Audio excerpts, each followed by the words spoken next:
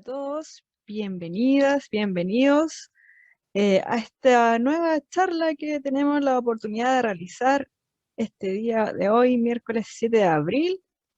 Y el programa para el día de hoy es el siguiente.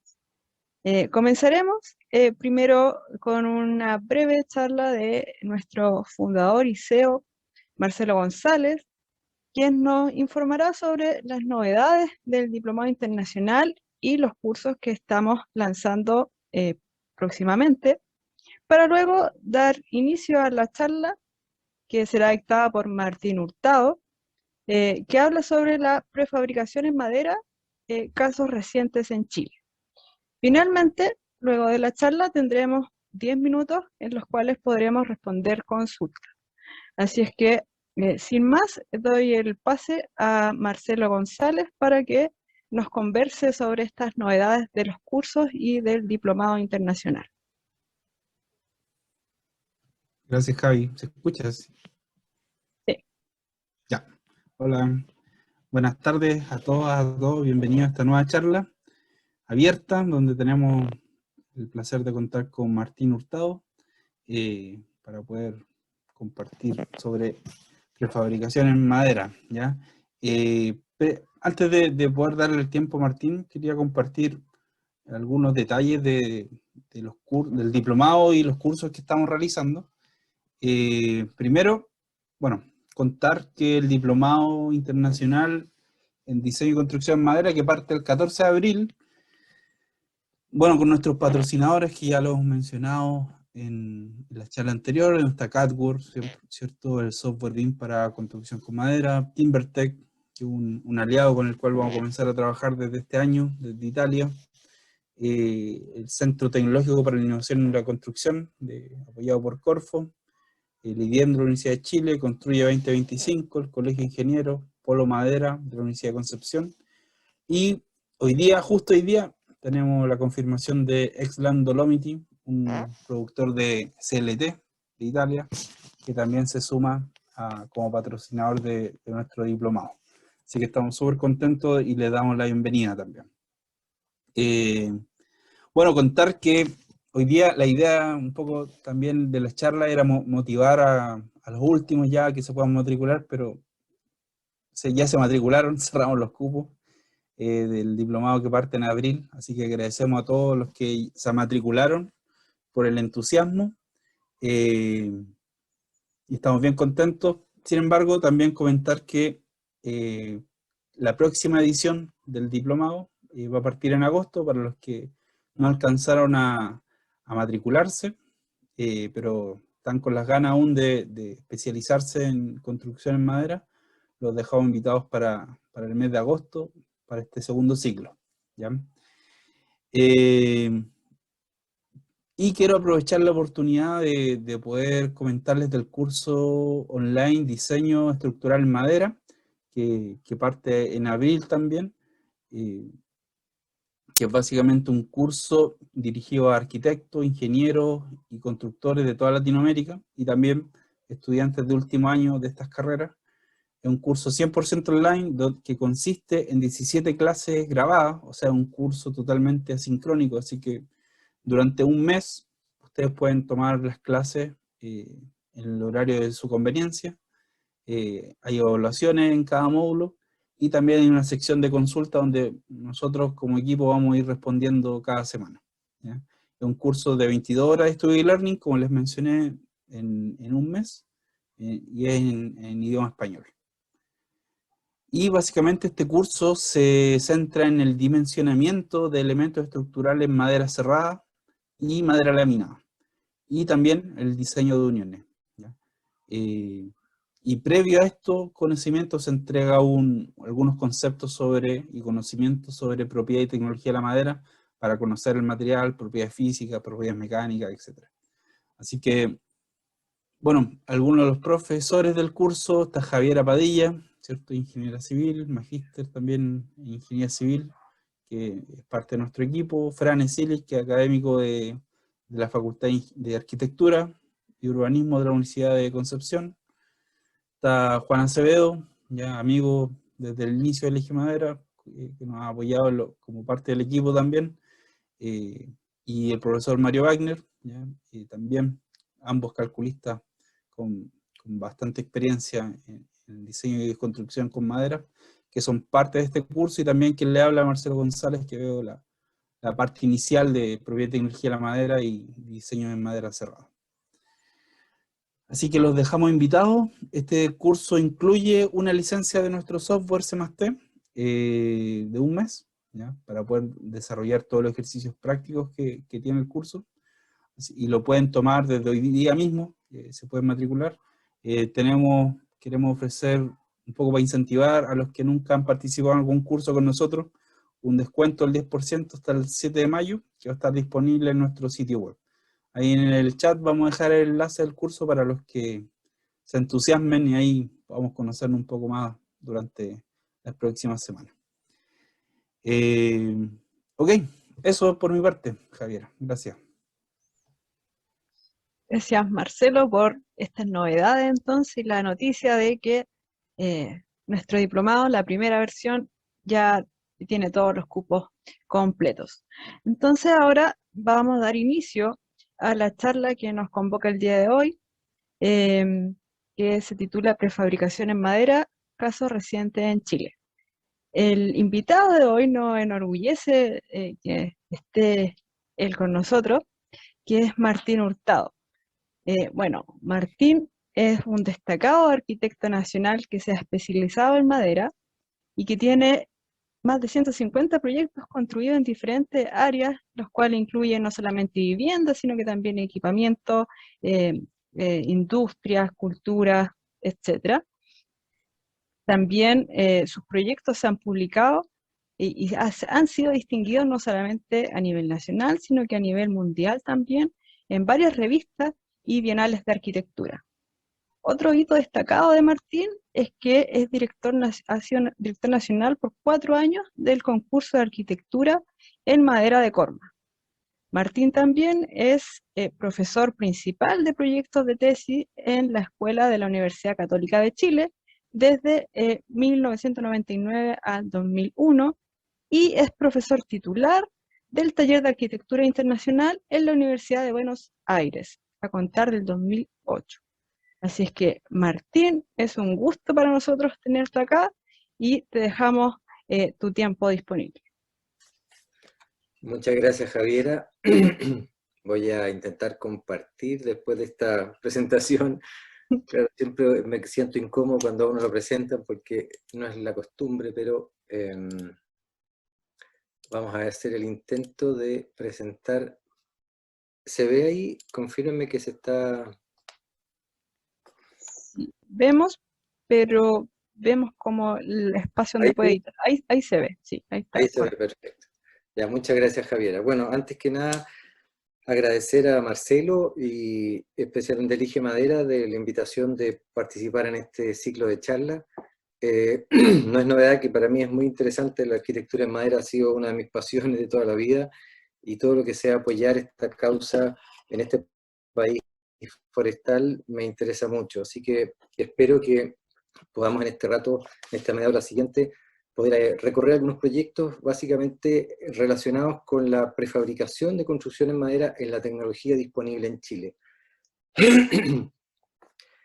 En los más de 30 años que llevo trabajando en arquitectura, voy a partir diciendo una cosa, que cuando yo estudié en la Universidad Católica de Santiago, nunca me tocó desarrollar un proyecto en madera. La madera no era un material que se utilizara habitualmente en los talleres, y recién lo empecé a conocer una vez titulado, haciendo algunas primeras viviendas en el sur de Chile, y fue a partir de eso que generé a lo largo de muchos años una serie de preguntas que tenían que ver con, cada vez que me enfrentaba a un proyecto de construcción en madera, era, la pregunta de fondo es cómo debía ser la estructura, cómo se construye y cuál es el esqueleto portante de un edificio de construcción en madera.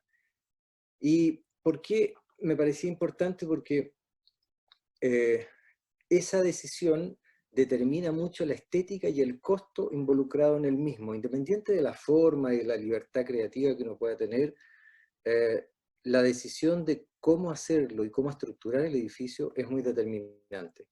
Entonces, Y esto años más adelante, ya trabajando en general todos los proyectos, todos los cálculos, los proyectos con Mario Wagner, el profesor que también participa de este curso, hacíamos el siguiente ejercicio. Por ejemplo, lo que ustedes ven ahí es un edificio para una nave de un galpón agrícola, en que, si ustedes ven, es el mismo espacio, pero sin embargo, dependiendo de qué forma se estructura y cuán digamos, densa es la utilización de la madera, podía, digamos, consumir hasta un 40% más de madera para el mismo espacio. Eso me empezó a llevar, esto nació básicamente de la exigencia que teníamos, gran parte de los concursos, perdón, de los edificios que nosotros hemos hecho, han sido concursos, y muchos de ellos asociados a costos, es decir, ganaba el mejor edificio, pero también el más barato, porque iba en consorcio con empresas constructoras que definían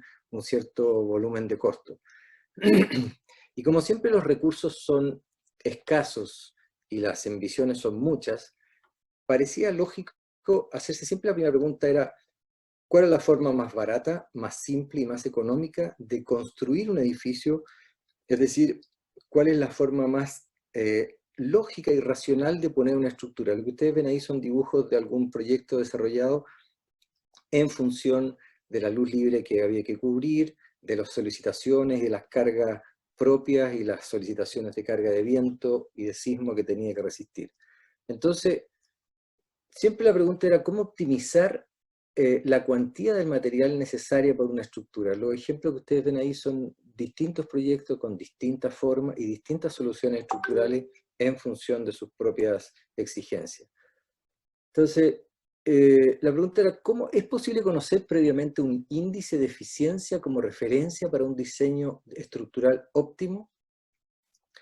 Y lo que hicimos aquí fue tomar nuestra propia experiencia, es decir, cada vez que nosotros hacíamos un proyecto, intentábamos optimizar la estructura y simplemente lo que dijimos, bueno, ¿y qué pasa si nosotros tabulamos esa información? Es decir, vemos en una serie de proyectos como el que ustedes ven ahí, que comparamos más de 20 proyectos, cuáles habían sido las soluciones, y lo que ustedes ven aquí es una cubicación que tomaba 3 parámetros, los metros cuadrados de fundación de hormigón por metro cuadrado construido, los metros cúbicos de madera estructural, normalmente laminada para los metros cuadrados construidos, y los metros cúbicos de madera secundaria o aserrada para los metros cuadrados construidos. Y no hicimos más que sacar estas cifras, que esto que parece muy simple fue un trabajo bastante arduo que lo hicimos junto a un taller de la universidad como investigación, y esto lo asociamos al mismo índice que tienen los consumos de eficiencia energética que uno ve en cualquier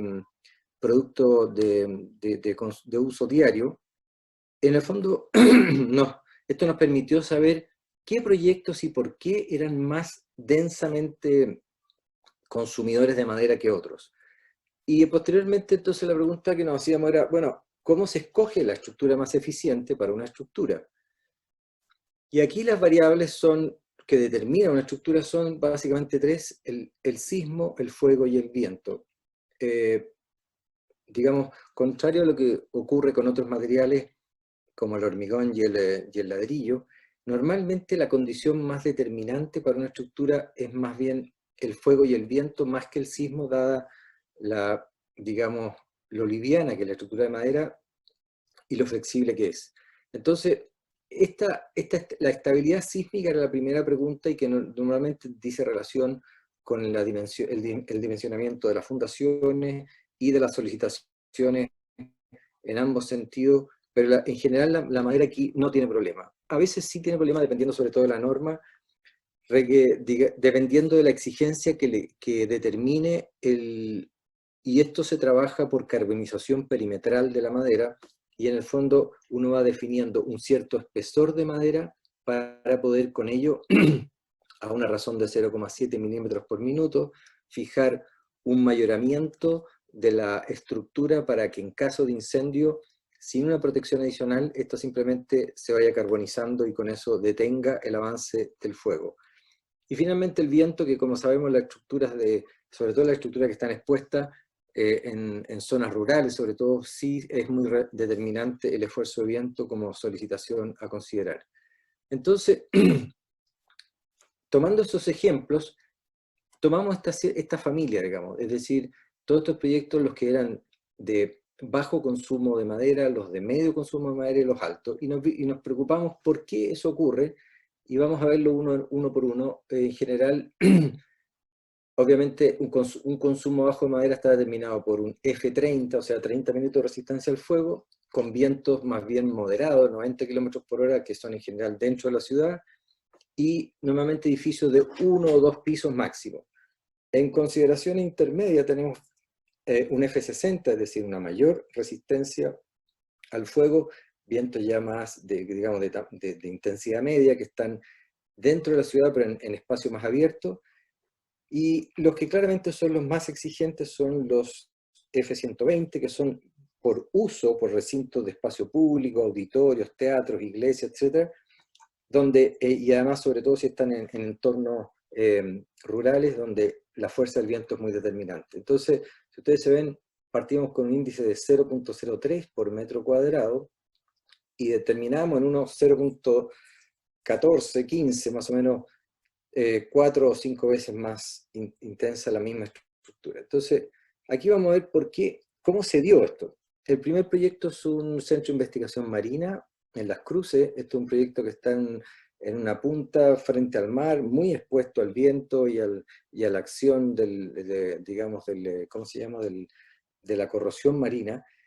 El Partido General, digamos, define una idea de sacar 3 barras perpendiculares a la pendiente para alojar un programa que tenía que conciliar con un edificio existente y armar una especie de plaza interior frente al océano. Esto determina la consideración de 3 volúmenes que están regidas por estas variables. F30, estructura libre e flexible, a un máximo de 120 km por hora, y en una estructura modular prefabricada se decide trabajar esto con una estructura K122, que es el módulo del tamaño de las placas de revestimiento, una luz libre de 8,5 metros máxima y un piso en madera. Lo que ustedes ven aquí son distintos análisis que hicimos cuando estábamos determinando qué estructura era la más eficiente. Aquí tengo que hacer un hincapié que cuando uno toma la decisión de la estructura no es puramente numérica, también hay variables arquitectónicas. Es decir, como ustedes ven en estos 2 croquis, uno nos interesaba generar un ritmo de elementos más esbeltos, pero más seguidos, más que un marco y relleno en un edificio que en este caso es de una escala más bien menor para el paisaje donde está emplazado.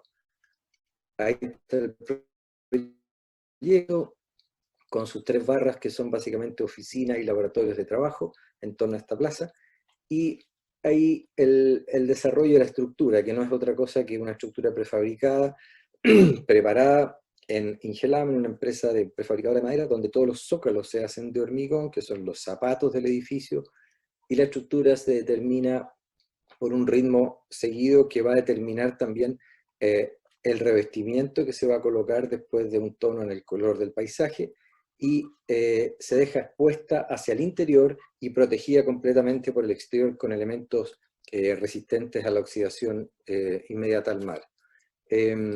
Como ustedes ven, aquí hay un resumen de las variables que consideramos en este proyecto, los costos involucrados, y lo que es interesante que, claro, al momento de definir una estructura, uno no solo define la estructura, sino que define todos los medios de unión necesarios y la posibilidad de determinar qué parte se va a hacer prefabricada, mecanizada, que lo vamos a ver incluso más en detalle más adelante, y qué parte se desarrolla en terreno. Eso con el ánimo de conseguir una facilidad constructiva que permita que un proyecto como este se materialice muchas veces en lugares de difícil acceso. Un segundo proyecto que vamos a ver, esta escala media, del cual vamos a tomar específicamente uno de ellos, que es esta fábrica de barricas.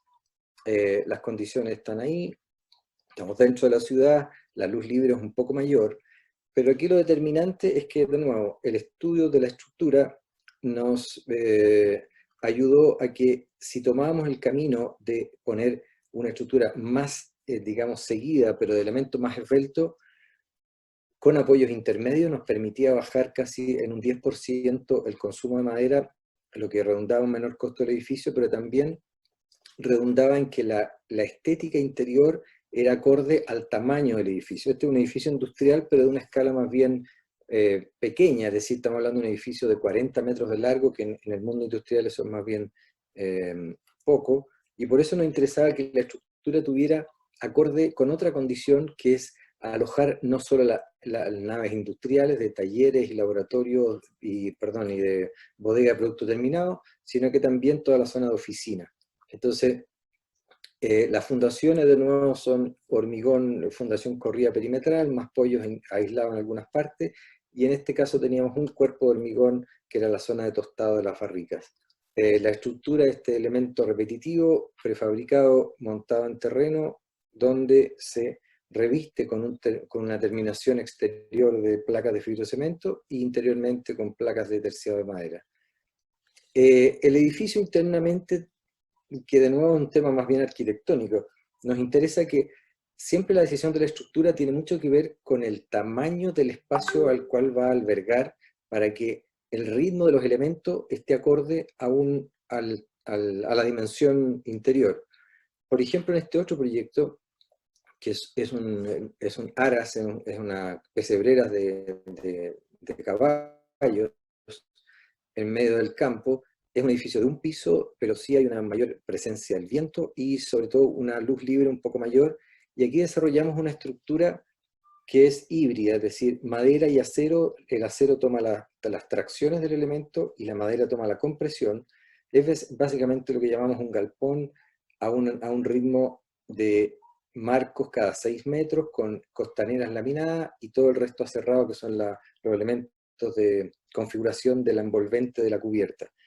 Es interesante lo que ocurre, que en este caso toda, digamos, la elegancia o la delicadeza está en calcular y determinar muy precisamente cada una de estas piezas y partes, porque la estética del edificio está determinada por la estructura. Básicamente es una estructura con una envolvente muy menor y que acoge a aras de caballo, como yo les decía, y el resto son paneles prefabricados que se llevaban a obra, revestidos y modulados de tal forma de ponerlos entre los pies derechos, que permitían una cierta lógica, digamos, de repetición.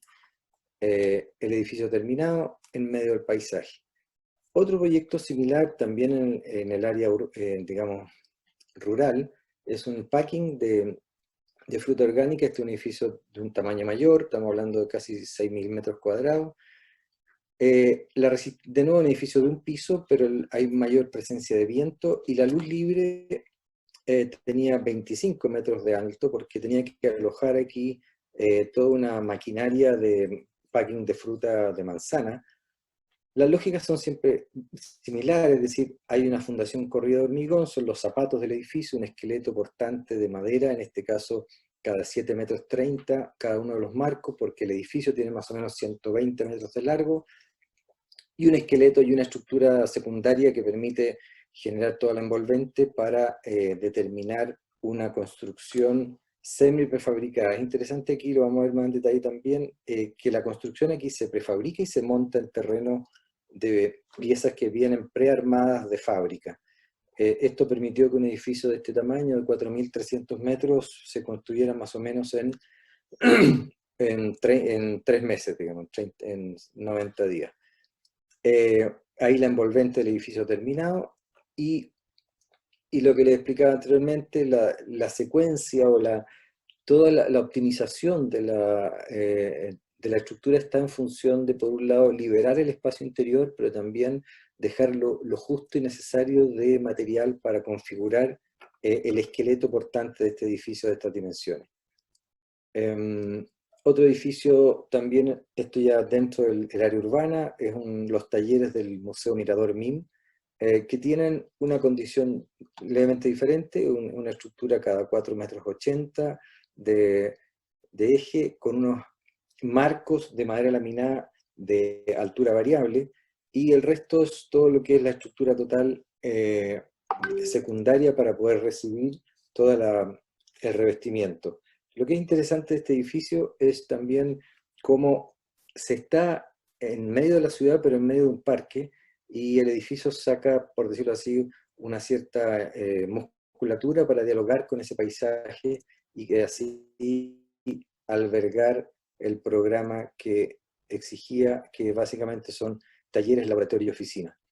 Esto permite reunir en un lugar un programa diverso. Y aquí, bueno, los edificios de alta exigencia, que son básicamente dos, un colegio que hicimos en Puerto Montt, donde por la dimensión del proyecto y por albergar edificios de uso público y además expuesto en una ladera alta, muy cerca del mar, con alta presencia de vientos locales y luces de 25 metros digamos, de 25 metros libres con un largo más o menos de 280 metros de largo, se convierte, este es un proyecto que traslada un colegio antiguo a una nueva zona residencial, se emplaza, como les explicaba, en la cima de una colina, hay un poco el patio general que rodea un patio interior, protegido del viento, y aquí están de nuevo las piezas de hormigón del edificio, de la estructura de madera, que nos parecía razonable que fuese así por la zona y por la tradición de construcción en madera que hay, y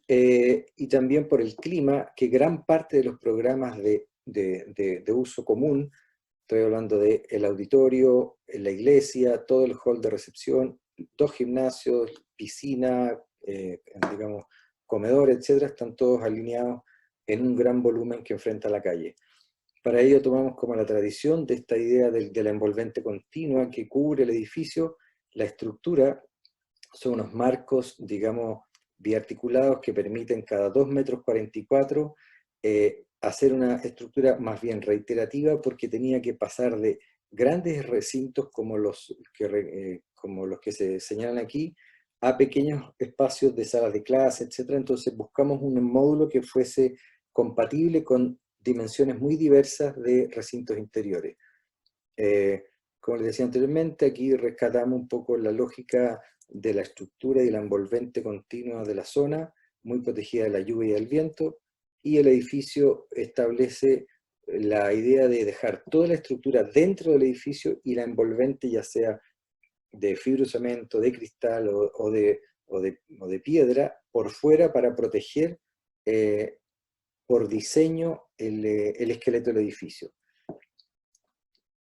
Finalmente, en un proyecto de corte más urbano, es el Centro Cultural Matucana 100, que se desarrolla bajo condiciones, bueno, obviamente el viento es menor, el F es 120, porque la exigencia por ser un edificio de uso público así lo exige, lo cual determinó que el esqueleto es bastante robusto, pero como muestra aquí, tenía que quedar cubierto en la etapa ya final para no dejar expuesta la estructura y protegerla del fuego. Zócalo de hormigón, esqueleto de estructura portante, prefabricada, montada en un plazo también muy pequeño, y la estructura menor de revestimiento interior. Como ven, en general se repiten los conceptos de buenos zapatos y buen sombrero para proteger por diseño el esqueleto. Normalmente queda expuesto por la cara interna, pero sí es relevante que el esqueleto, lo digo como una anécdota, cuando uno construye un edificio en madera, normalmente lo estéticamente más atractivo es su esqueleto, es su estructura portante. Entonces, hay una tentación de dejarla expuesta, pero hay que saber cómo. Lo digo porque en este caso quedó expuesto una leve parte, solamente para decir soy de madera, pero en el fondo el edificio hacia adentro guarda toda su estructura. Como lo muestra esta imagen, cuando se inauguró en la primera etapa querían dejarlo así, yo les decía, bueno, no, esto no funciona, esto no tiene control acústico, control de temperatura y ni protección de fuego. Finalmente quedó de esta manera, que es como está operando hasta el día de hoy. Aquí en un edificio más reciente que logramos construir el año pasado con el periodo de pandemia, que es una tienda en Vitacura, acá en la zona oriente de Santiago, que era una remodelación de una casa existente y que tenía que acoger una tienda de muebles en este caso. Hay una idea, una imagen de lo que iba a ser, las condiciones de diseño, y como siempre, análisis, aquí yo muestro un resumen, pero en general nosotros analizamos varias formas de estructurar un mismo espacio, una vez determinado el recinto o la forma del edificio que queremos desarrollar. Y finalmente habíamos partido por una idea de digamos, una nave interior con muchos pilares, y después nos pidieron los mismos, digamos, propietarios que querían una nave más libre, con lo cual, digamos, desarrollamos esta idea de estos puntales diagonales, que nos permitían liberar el espacio interior y construir digamos, desarrollar una construcción más rápida y prefabricada. Aquí el detalle de los herrajes de fundación, porque se hace un radial continuo, se ponen los herrajes y con eso se monta. En este caso utilizamos panel zip como aislación interior y revestimientos de distinta índole en el sentido de fachada ventilada de madera hacia el exterior y distintos revestimientos en el interior dependiendo del recinto. Aquí el montaje, cómo se monta, o sea, se traen las piezas y partes armadas. En este caso, a diferencia del proyecto que vamos a ver al final, aquí todo este trabajo de armado se hizo en la planta, pero creemos que hoy día este trabajo, que es muy artesanal y que es bastante lento, es recomendable hoy día mecanizarlo con una máquina CNC, de manera que todo esto se desarrolle básicamente en una maestranza y se monte en terreno. Porque gran parte del tiempo de la artesanía, esta se hace en terreno con maquinarias manuales muchas veces poco precisa y más lenta. Entonces es interesante que ese desarrollo, hoy día tecnológicamente, la máquina Hyundai, que esta, digamos, CNC, está presente en varias empresas en Chile, en Santiago y en el sur, y que permite optimizar los tiempos de montaje y disminuir los costos. Algunos elementos de terminación, aquí el edificio ya más terminado, cuando ya se inaugura la tienda. Este es un edificio, en cierta forma, un poco mentiroso, en el sentido que tiene gran parte de prefabricación, pero mucha artesanía, porque ese revestimiento de madera se nos pidió desarrollarlo, digamos, clavado in situ, lo que significó un trabajo bastante arduo, pero era parte de la exigencia que nos hacía el propietario. Y finalmente, detalles de terminación, que ahí es donde un poco esta expresión más propia de una estructura más industrial, pero con una delicadeza propia del edificio, que en este caso va a ser una tienda de venta de productos de alojamiento del hogar. Y el último que queremos ver más en detalle es este, que es el edificio, el laboratorio de madera estructural, digamos, ubicado en San Pedro de la Paz, en la octava región. Y es interesante porque este proyecto nos va a permitir analizar más en detalle los sistemas constructivos y los costos y los plazos involucrados. El terreno estaban rodeado de unos bosques, la idea era desarrollar un edificio que pudiera participar de esa condición. El proyecto es relativamente sencillo, tiene un laboratorio de prueba de materiales, una bodega de guarda de materiales y una zona de oficinas donde alojar a todos los técnicos que van a trabajar ahí. El lugar está, como les decía, en medio de este bosque, y era un tema relevante cómo resolver la cubierta, porque tenía que, por un lado, proteger el edificio, pero también no obligar a cortar los árboles que estaban alrededor y poder evacuar adecuadamente con la lluvia y el viento y el resto de digamos, hojas y distintos elementos que botan los árboles. Las condiciones no eran demasiado exigentes, sin embargo, el tamaño del edificio sí. Y aquí de nuevo el análisis de las dos opciones de estructura. Finalmente optamos por una estructura más densa, pero más esbelta, por el ahorro que significaba, distintos análisis que hicimos con Mario Wagner aquí de las estructuras, de las cuantías. Estos se los muestro porque creo muy importante que ustedes les pidan a los ingenieros que hagan opciones y evalúen la forma más económica de resolver una estructura. Y lo digo porque, curiosamente, por ejemplo, en este caso, la forma más económica era una estructura con un tensor metálico, con un puntal acá. Sin embargo, al momento de escoger, decidimos no colocar ese elemento porque en el montaje, digamos, todo el trabajo que teníamos que hacer para complejizar el montaje nos era mucho más simple finalmente desarrollar esta viga tipo plátano que le llamamos, que en el fondo es el momento flector mayor al centro y se va, digamos, disminuyendo el material hacia los extremos. Como esta es una parábola hiperbólica, esta cubierta nos permitía con la misma viga ir simplemente girando. Ahora, la particularidad de este proyecto es que lo desarrollamos con la empresa Timber, que nos mecanizó todas las uniones, porque si bien un edificio relativamente simple en planta, es relativamente complejo justamente por la cubierta y por todos esos encuentros que cada uno era levemente distinto al otro, y nos parecía relevante que toda la solución de todos los encuentros que representan la unión de maderas, herraje, etcétera, sobre todo porque la estructura en parte va expuesta, quedara resuelta. Entonces, lo que hicimos acá fue, y aquí pongo un plano de Chile porque esto también es parte de la resolución que uno tiene que pensar. El proyecto fue producido en Ingelama, en Santiago, toda la madera laminada, luego fue mecanizado en la Araucanía, en la empresa Timber, cerca de Lautaro, y luego construido bueno, en San Pedro de la Paz, junto al Biobío. Entonces, este proceso obviamente hoy día se ha ido modificando porque las mismas empresas han tratado de incorporar la tecnología para no tener que trasladar los elementos con los costos y tiempo que eso implica.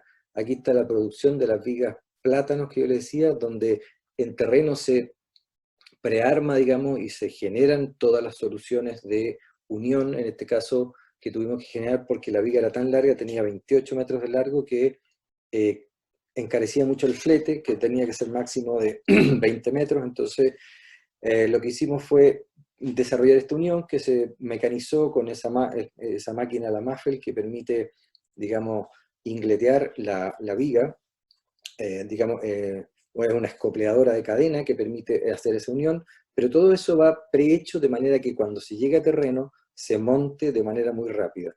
Como ustedes ven aquí está el edificio en pleno montaje, el tamaño de las vigas, cómo se van montando sobre la estructura previamente instalada. Luego, aquí está la máquina junta, que lo no conocen, es básicamente una CNC de un tamaño importante, 18, 20 metros, que permite básicamente hacer todo este trabajo previo, que es lo que, digamos, logra que la mecanización, o sea, el montaje sea mucho más rápido, más preciso.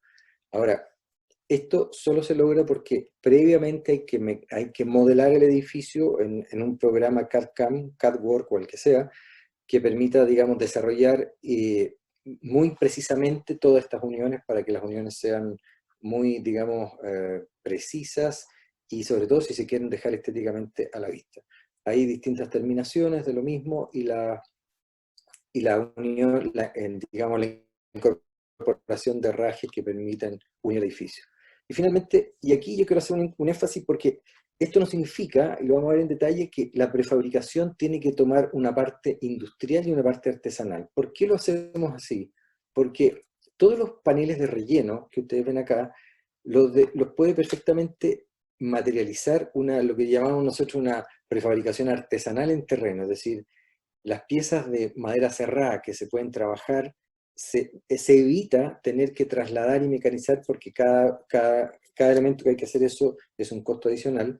Entonces ustedes ven, la estructura combina elementos mayores de madera cerrada, mecanizada, y elementos menores de madera aserrada, perdón, los primeros son madera laminada, mecanizada, y los segundos madera cerrada, trabajada en terreno.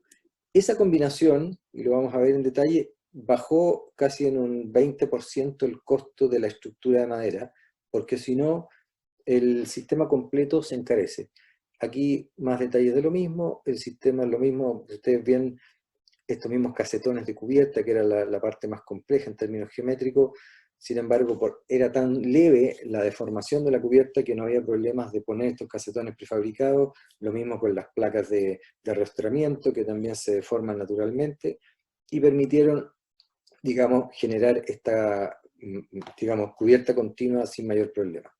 Aquí el edificio terminado, con algunos detalles de terminación que dicen relación como, de nuevo, incorporarle una expresión más artesanal y menos sintética. Si ustedes ven, la unión de todas las placas que teníamos que colocar en los muros es escondida por esta serie de detalles que le agregamos a las placas porque en el fondo engañamos al ojo, porque en el fondo si no se ve muy radicalmente un horizonte repetitivo de placas con un punto de unión único.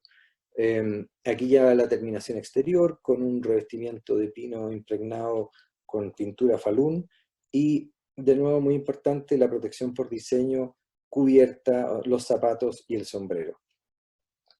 Ahí los sistemas de fijación, las distintas combinaciones de revestimientos, que no es otra cosa que una búsqueda de una expresión a escala del edificio, y algunos de las fachadas nos pidieron también no revestirla en madera, sino que en un metal, pero digamos con los mismos colores, con lo cual se definió esta idea de las oficinas que miran el bosque, trabajar en medio de un bosque, y el laboratorio de prueba de materiales, que es la que ustedes están viendo ahí ya terminado y en operación.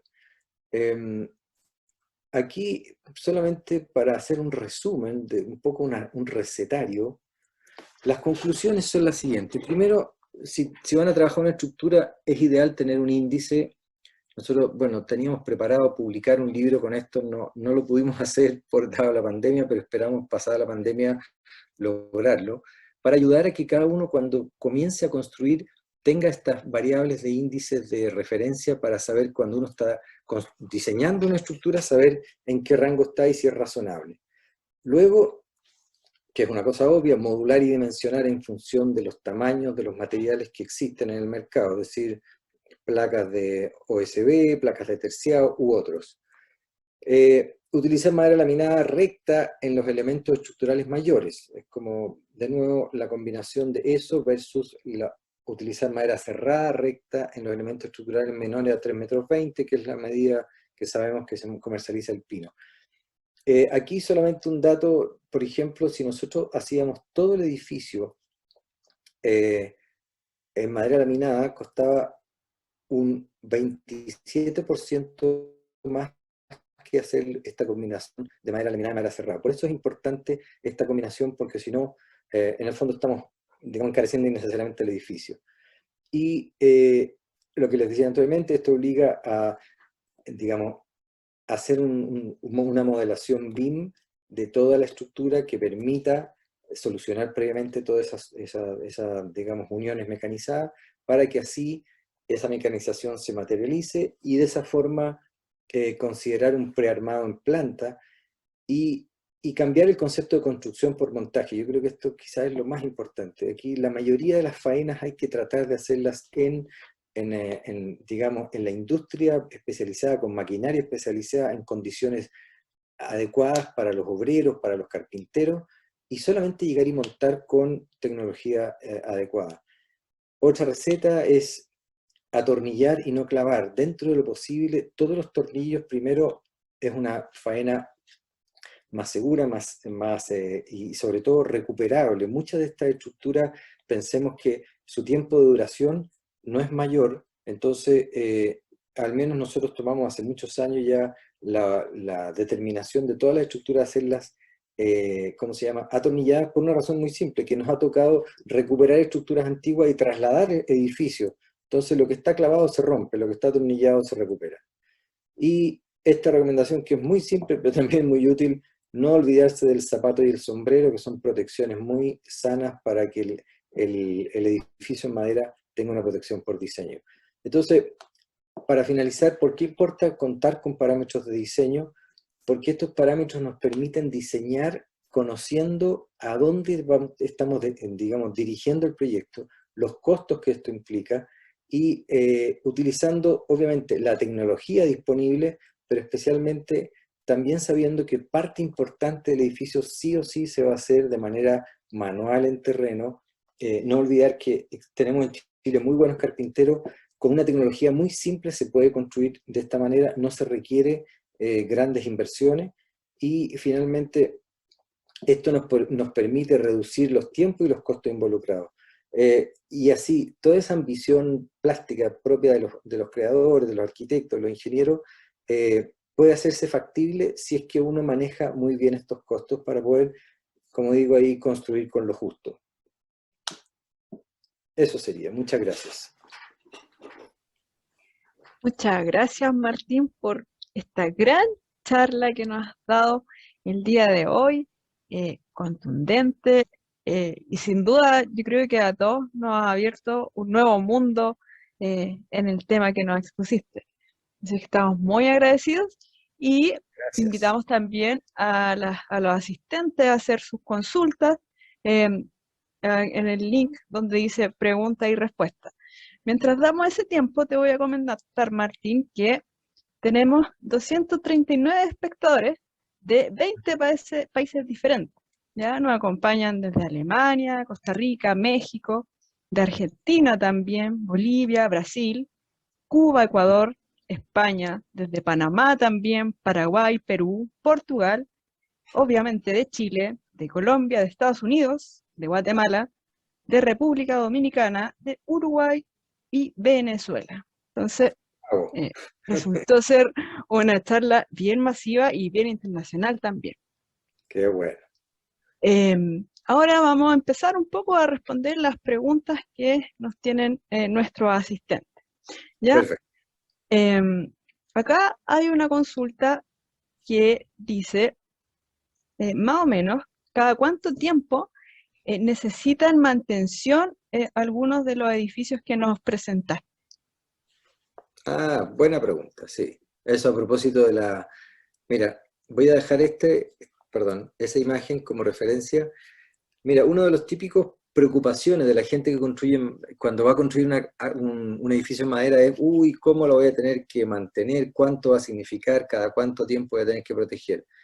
Como nosotros llevamos muchos años y hemos construido muchos edificios, yo voy a ser muy sincero. Inicialmente dejábamos mucha madera al exterior porque la madera es fascinante como material y es muy seductor y es tremendamente atractivo dejar que esto se mantenga así. Sin embargo, bueno, y siempre estaba la promesa de que existen elementos, barnices o protecciones que van a hacer posible dejar la madera de esa manera durante muchos años. La experiencia, al menos en la zona central de Chile, voy a separar eso porque depende en qué zona uno va a construir.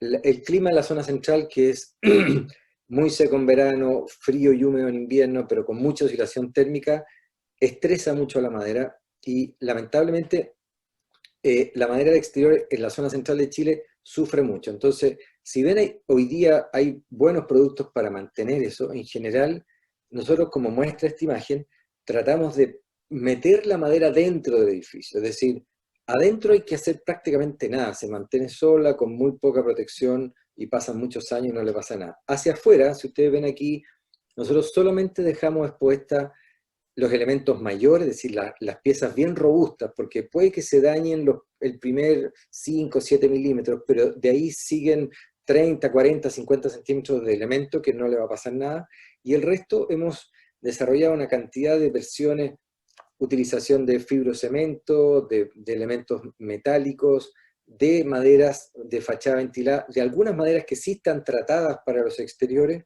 con lo cual la mantención se traslada de una vez al año a una vez cada 4 o 5 años, también muy determinante por la calidad de la madera que se use y el tipo de barniz que se utilice. Pero en el fondo la receta es más madera hacia el interior, menos madera hacia el exterior, salvo en la zona sur de Chile o de algún país que sea muy húmedo y que la madera, por su condición natural, no tenga problema. El ejemplo típico en la zona del sur de Chile son las famosas tejuelas de madera nativa, de alerce o otros materiales, que por su oxidación natural se ponen plateadas y ese color la protege porque la lignina tiene una condición aceitosa que evita que hongos la pudran durante muchos años.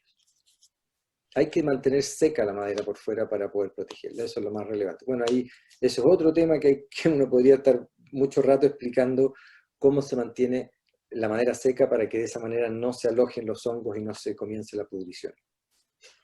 Así es.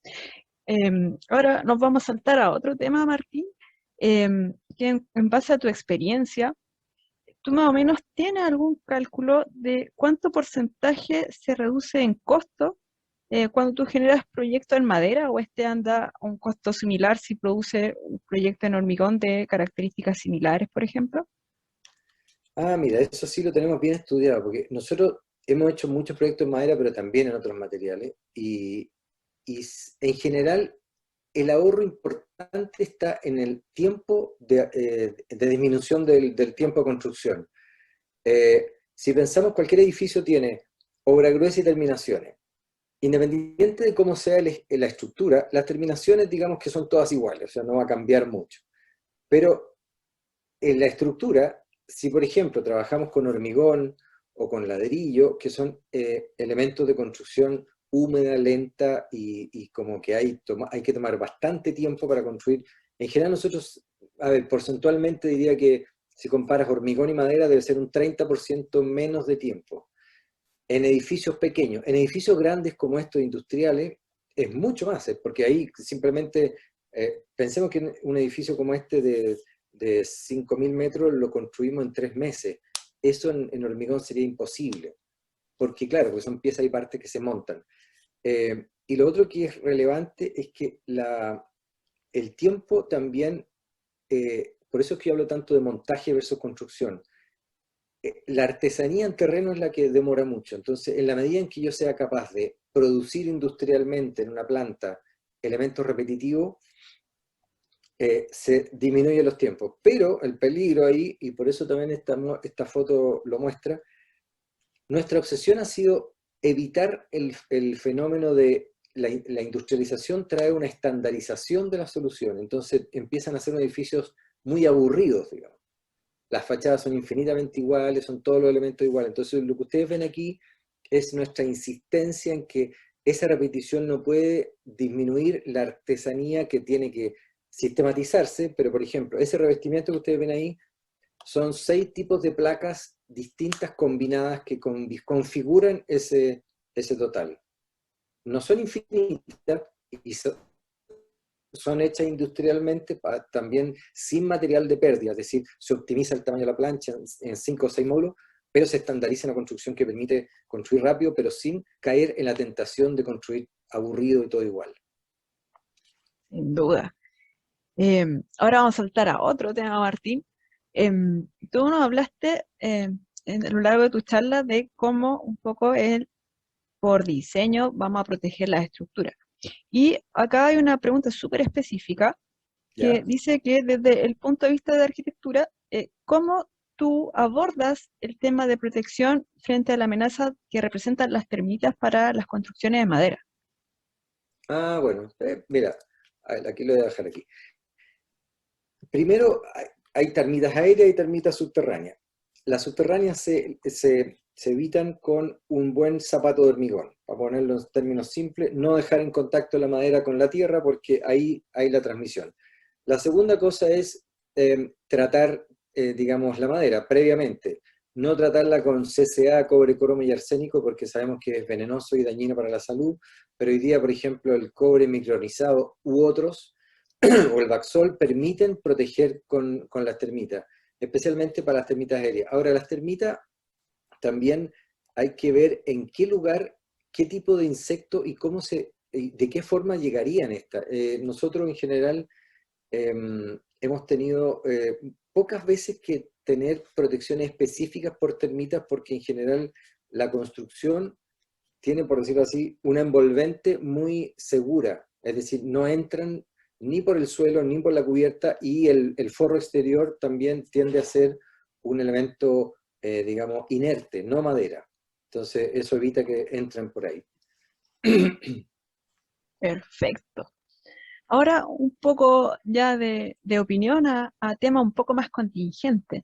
En la ¿Ya? actualidad el pino pega un porcentaje mayor en lo que es la construcción en madera. Sí. Ahora, ¿qué rol le darías tú a la madera nativa en el desarrollo de estos proyectos que se desarrollan en madera? Uy, buena pregunta. Mira, a ver, yo te diría, hace 30 años yo usé madera nativa, o hasta hace 25 años, porque, bueno, porque la madera nativa estéticamente es muy atractiva, hay mucha madera nativa de condiciones de resistencia a la humedad o condiciones técnicas, digamos, estéticas muy atractivas. Hoy día prácticamente la dejamos de usar por una cuestión de responsabilidad con el medio ambiente. Nosotros somos muy hinchas de utilizar bosques plantados renovables porque es la materia prima que podemos disponer y ojalá que no toquemos más los bosques nativos. Yo sé que esto es un poco radical, pero si bien hay explotación de bosque nativo como la que hacen de la lenga en el sur, solamente raleando pequeños porcentajes, yo creo que eso sí es factible y podemos utilizar esa madera, pero es tan valiosa que más bien nosotros la dejamos para algunos muebles, revestimientos de lugares muy destacados, o sea, hay que tratarla como con una delicadeza mayor porque es un material escaso y cada vez más valioso, digo. Sí, sin duda. Ya vamos por las últimas preguntas porque ya estamos casi en la hora. Eh, Tú nos presentaste varios proyectos de madera cerrada, madera laminada. Sin embargo, hay un material que va en ascenso como es el CLT. Ya. ¿Cuál es tu opinión acerca de esto? ¿Tú tienes proyectos elaborados en CLT? ¿Lo piensas incluir próximamente? Mira, Cuéntanos al respecto.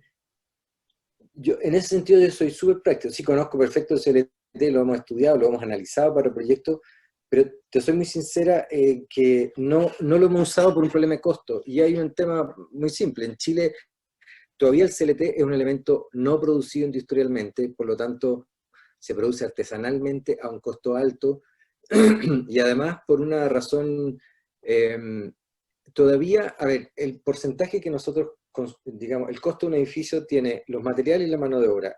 Nuestra mano de obra, el CLT se empieza a hacer muy, muy como atractivo cuando hay costos muy, muy altos de mano de obra porque se puede prácticamente industrializar gran parte del proceso. Yo creo que estamos todavía lejos. Puede que vayamos hacia allá. Yo no me extrañaría que en los próximos años tengamos un desarrollo de CLT en Chile, pero al menos por ahora yo no lo recomendaría básicamente por un problema de costo, nada más. No digo que el material no sea bueno, pero sí hay una cosa, y aquí quiero aprovechar de tu última pregunta, porque yo había preparado un adicional, por si salía alguna pregunta, pero referido a otro tema. Y lo voy a poner aquí, que el tema es el siguiente, que tiene que ver con el diseño paramétrico, es decir, estas formas de formas orgánicas más complejas, donde las piezas y partes son muchas y de muy variado tamaño. Nosotros hemos desarrollado proyectos de este tipo, inicialmente con una empresa suiza, para una empresa en Chile, y, y tengo que decir que, claro, es una cosa bien fascinante, pero miren, yo quiero solamente decir, probablemente muchos de ustedes deben conocer estos proyectos, específicamente de Shigeru Wano, un centro de convenciones, pero la pregunta es, ¿cómo se hace y cuánto cuesta? Entonces, y voy a terminar con esto. Esta lámina, esta empresa que es sueca, perdón, es suiza, que yo les contaba, nos presentó el primer día esta lámina diciendo, miren, un proyecto estándar, en Europa al menos, vale 400 euros el metro cúbico de madera laminada. Este es un elemento recto con mecanización en dos dimensiones.